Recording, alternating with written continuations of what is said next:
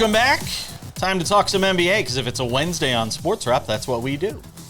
We welcome in our friend Kurt Helin of Pro Basketball Talk at NBCSports.com to hang out with us. He's getting all jazzed up for all those All-Star Game parties that he's going to be attending in Los Angeles.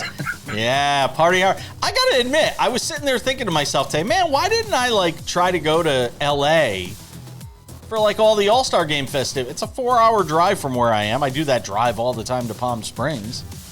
I missed out. It's interesting. The parties are, I think you're going to see them, at least from my perspective, or the media's perspective, more this year, only because normally we're at the game, which ends at 11, whatever. But because of the Olympics and the time shift, the games all Saturday and Sunday both start at 2 p.m. Pacific. We're out of there by 6. We can go home, freshen up, and still get to these parties that normally you're racing to get to. So they're spread all over LA. But yeah, it's going to be, the parties are going to be interesting this year. There's some big ones. I've also heard there's a huge push by the NBA this year that they're leaning on content creators. Is that true? Yes. That they've given press access to 200 content creators, something like that?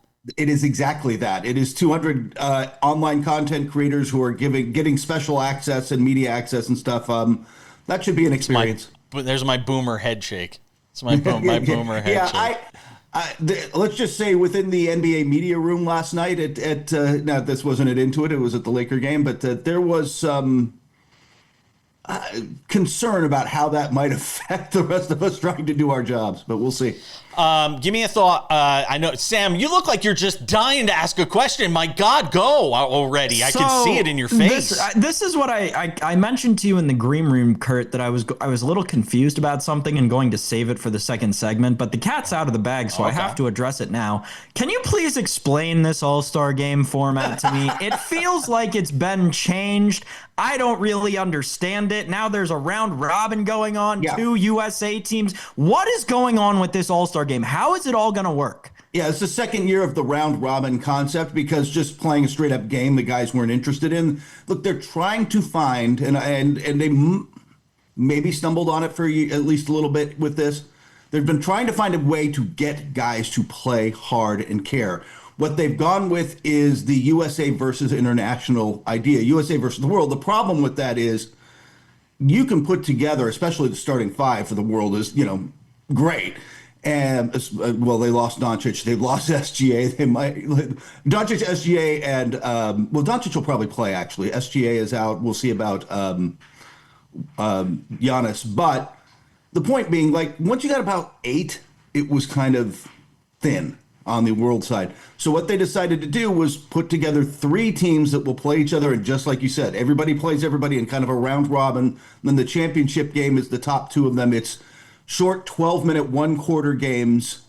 There's 3 of them to get the 3 teams to play each other. And then one final one between the 2 leaders at the end of that. And we'll see if that actually brings more. At the end of the day, the format's the format. If the guys play hard, people will figure it out and like it. If they treat this like they treat most All-Star games, then it will still be flat. And we'll see how that goes. I've got a whole story about coming out this weekend about how Victor Wembanyama and others, especially the international players, seem into this idea.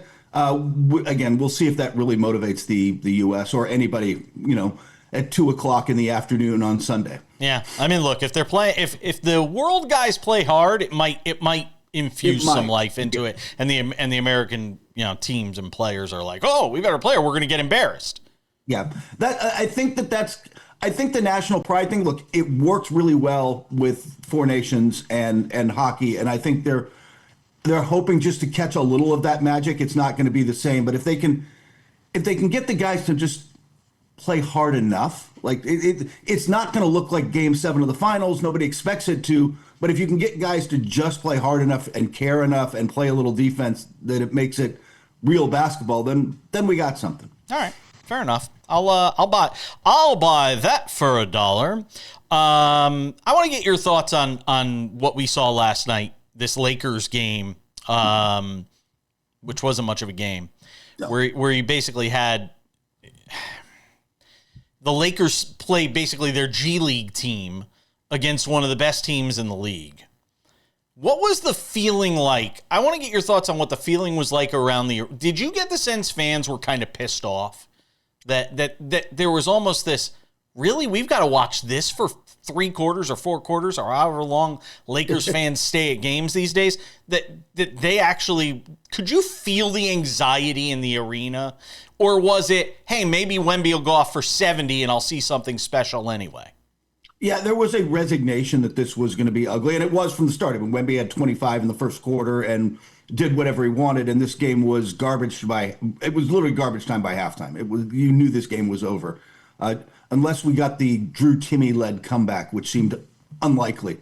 There was, I think, for some fans, some frustration. There's always fans who have come, look, with their signs, like, I came to see LeBron, I came to see whomever, and to LeBron's credit, he's 41, man. It's a back-to-back with travel. Like, he's going to miss some of these games. And the Lakers played everybody in their national TV game. This was not a national TV game. So you get what you get sometimes. And I think this is the NBA schedule. If you're going to put these a lot of back-to-backs together with an older team like the Lakers, you're going to get a lot of this. There was frustration in the building, but there was. My vibe was almost a sense of resignation. Like, all right, this is what this is. This is what we get. It was a tough watch. Go ahead, Sam. Kurt, elsewhere in the West, I guess just on the other side of this game, the Spurs. Listen, the Thunder have been this team that they started out so hot. We were talking about them in historical senses at the beginning of the season, and then they tailed off, and now they're 5-5 in their last 10. The Jared McCain acquisition looks great, but are they a better team than the Spurs right now? I think so. I think in a 7-game series, I think what you're getting is the midseason malaise that comes to a lot of teams, especially right before. Look, the weeks or 2 weeks before the All-Star break every year is about like, Sam, you in school the week before spring break. Not very focused, not very in there, not idiot. Like they're waiting for the flight to Cabo. They're ready to go, yeah. So I think you get a lot of that, but in their case also you've got injuries. Shai Gilgeous-Alexander is out through the All-Star break. He's not going to play in the game. But look, man, you lose your MVP, you're not quite the same. They've had issues. So I think it's more injuries and stuff. I think this is a team that gets a little bit healthy and flips the switch. All right. Kurt Helin's going to hang out for one more segment. I have an interesting story that I want to talk about with you. In addition to Jason Tatum, who looks like he's getting ready to come back. Sounds like it. We'll get to it next.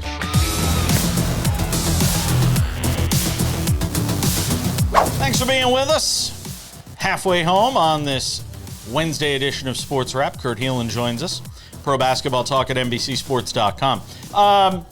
Barstool had an interesting thing. Rare I ever say that.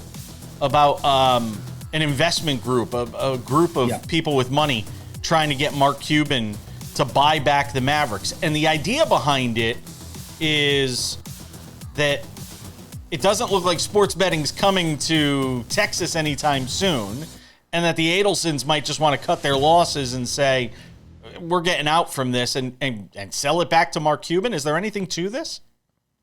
No, Mark Cuban hasn't commented on this, but the vibe I got, what I heard was that while that is real, while the investors have talked to or are talking to Cuban or wherever that stands in the process, the Adelsons are not there. It's really just not there. It's not how billionaires act in the sense of, well, that didn't work out in the short term, I'm just going to dump this. That tends not to be how they do business. It tends to be, hey, this isn't going down in value. We're not losing money on this. Let's hold on to this asset because what they want to build, which is, look, it's no secret, they want the gambling in Texas. Yeah. They want to build a Venetian Vegas-style resort with an arena attached, but all this other stuff. They can wait. They can wait this out, and I think that's kind of the plan. There's no financial pressure for them to sell it, so I would be really surprised if they did in the short term. Expansion's coming, and if it didn't go to Vegas, well, could they do all sorts of things because they've obviously got the Sands and connections there. So I think it's more wait and see with them, but we'll see. I don't know anybody with the Adelsons, but I also say I've heard nothing serious outside of that story of unnamed investors wanting to get in the game. Sure. Okay. Go ahead, Kurt. Go ahead, Sam. Kurt, before we get to Jason's beloved Knicks, which I know he will want to ask you about, I will ask you about the team that they are chasing in the Eastern Conference, the Boston Celtics. Not chasing the Celtics. Stop it. They just beat them on Sunday, yeah. They're just behind them in the standings. I was just saying it to get a nudge into Jason, which I successfully did.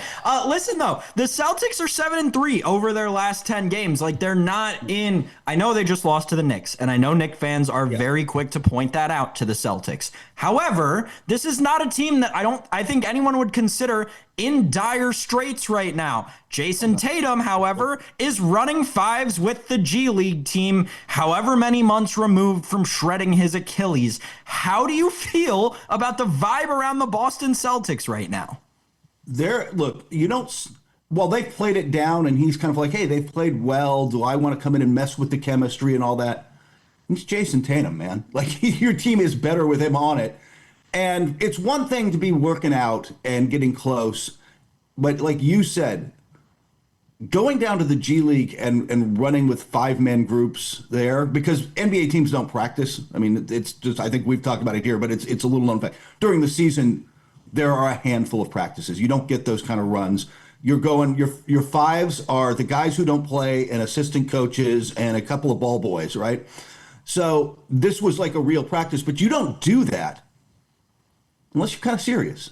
And if Tatum comes back in this East, with all due respect to the Knicks, who I would probably still pick as the favorite right now if you made me pick who's coming out, whether you're talking about them or Detroit or whomever, Boston with Tatum, they might be the team to beat. Like, that team, if it has time, if he can, I don't expect him to be 100% himself, but if they can get 90% of Jason Tatum with Jaylen Brown the way he's playing and a nice pickup of Vucevic to give them a little shooting and depth at the 5, they got a chance. Topic of tanking is very much top of mind again, given what happened with the Jazz last week. Twice. And meanwhile, you got the Pacers beating the Knicks last night. So explain to me if there is anything that you can think of, that anybody that's come to mind, relegation. I've heard everything from relegation to, hey, let's stop the winning percentage at the All-Star break. I think Richard Jefferson brought up that idea. Can you give me something here? Yeah, Richard Jefferson had an idea. He said, let's stop that. Sam didn't hear this, clearly, because his reaction is, I can tell it's genuine. He said, just wherever your winning percentage is at the All-Star break, that's where it is for the draft, for the purposes of the ping pong balls, because then you can't tank in the second half. Yes. I think having teams tanking by Thanksgiving is a great idea. Right. That idea is bad, but the problem is every idea has its flaws. The two I kind of think they're leaning towards, and there will be some kind of action, because right now you literally have 1/3 of the league. You have at least 10 teams tanking, and it's going to get ugly. If you think Utah sitting Markkanen and Jaren Jackson Jr. in the 4th is ugly, wait. It is going to be a mess down the stretch for these teams, because this is a particularly deep draft with not just the 3, maybe 4 guys, depending on what you think of Wilson at UNC at the top, but teams will tell you that this is 10 deep with really nice players, and so everybody's going in. The two options I kind of like are either A, you've got to change restrictions on picks. You can say top 4 or set some limits, like only top 4, whatever. Where you end up, what's a problem right now is with Utah and Washington both have top 8 protected, and now they've got to finish in the bottom 4 or 5 to have a really good chance of keeping their pick going into the lottery. So it's going to be ugly for these teams, which, by the way, now both have talent on their rosters, legitimately injured in Washington's case, but that's a mess. So you can change that. The other option is to set up some sort of independent committee that docks teams for tanking. There could be people who say, hey, Utah, you crossed the line. So when it gets to the lottery and you would have a 12% chance or whatever, like however many ping pong balls you get, we're going to take some of those away. You can try to do that. I don't know how you set up that independent body and keep it, truly independent. You're adding another layer of bureaucracy. What could possibly go wrong? But But I don't know what the problem ultimately is. The way basketball is as a sport, you are incentivized to tank. I don't know how you change the incentives when, hey man, I get the number one pick, and I look. There's not a Victor Wembanyama in this group. The people right. I've had a couple people tell me, think of these top three as more like a Cade Cunningham. It's going to take a few years, but he can be guys who can become the centerpiece of your team. And if I can get Cade Cunningham, I change my franchise. If I can get or Cooper Flagg or whomever, and I don't know how you disincentivize that, because ultimately one player can so change a franchise in this sport. Kurt Helin, Pro Basketball Talk at NBCSports.com. Always appreciate you, my man. Enjoy All-Star Weekend. Enjoy those crazy parties. Don't do anything I wouldn't do. Well, that leaves it pretty wide open. Okay.